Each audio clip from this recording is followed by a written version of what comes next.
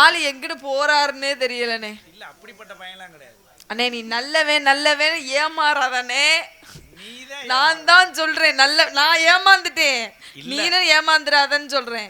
அப்படி என்ன பண்றேன் அவன்? எல்லாமே அவர் பண்ற. குடிக்கிறாருனே. என் பிரச்சனையே அதுதானே. குடிக்கிறாருனே. இல்லையே அவன் சரக்குல அடிக்க மாட்டானே, கஞ்சா தானே குடிப்பான். ஐயோ அண்ணே சத்தியமே தெரியாதுண்ணே.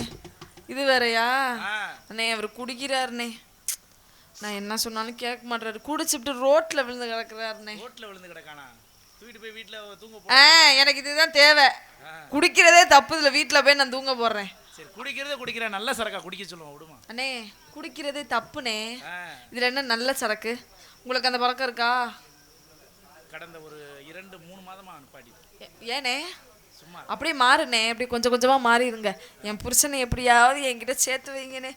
ஆளையே காணோம். வர மாட்டேங்கிறாரு. சொல்லி நிறைய புத்திமதி சொல்லுவான், சொல்லி சேர்த்து வச்சிருவான். யார் அவரையா?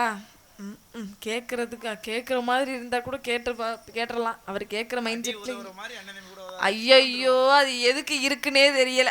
சரி அண்ணே, எனக்கு கல்யாணம் ஆகி 2 வருஷம் ஆச்சுண்ணே. சரி. பிள்ளையும் இல்லை குட்டியும் இல்லை. என்னாச்சு?